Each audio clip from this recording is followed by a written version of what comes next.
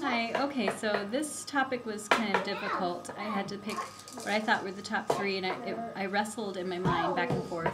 And finally I decided that being personable was a major thing that I believe in. As part of my class, I make sure to tell my students when I have a bad night's sleep, I'm having kind of a crummy day, but I tell them, even though that I've come across with situations in life that have made things difficult, I still try to go on and be the best. So I tell them the good, the positives, and the negatives, and I'm really real with them. And I think it helps them rise to the occasion because they know that I care about them and that I'm being genuine with them. And so that one I definitely believe in highly for your feedback. If you know a student's really struggling, maybe find a way to reach out to them in a way that's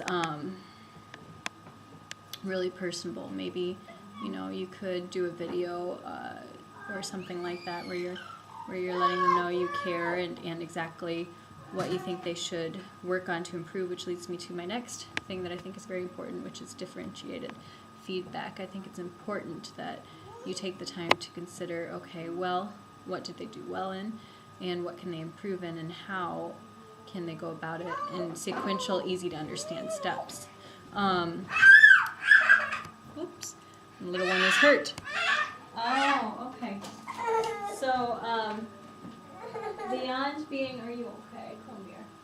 Beyond being focused on being personable and being giving differentiated steps, I think it's important to make sure that you're giving the chance to resubmit. And this one I struggled with because I see the importance of it now that it's talked about, but in the traditional brick and mortar classroom, you don't really have the time to do, especially if you're doing in-depth projects like I have my students do, you don't really have the time to do a whole project and then move on to another unit and still allow for people to work in the studio with your materials. But I thought, why not give them the opportunity to resubmit if they're having a bad day? For example, Ezra is my son.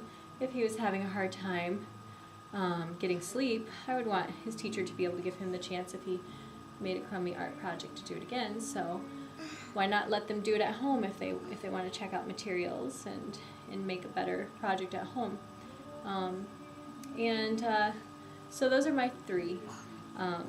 Personable. And here are my kids, which I wanted to introduce. That's my son, Ezra, who's trying to photobomb. Yeah, Ezra, he's saying his name for you.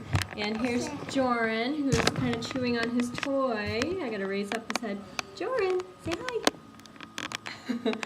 And Ezra's raising back the computer because he wants to see himself, so he's photobombing his brother already.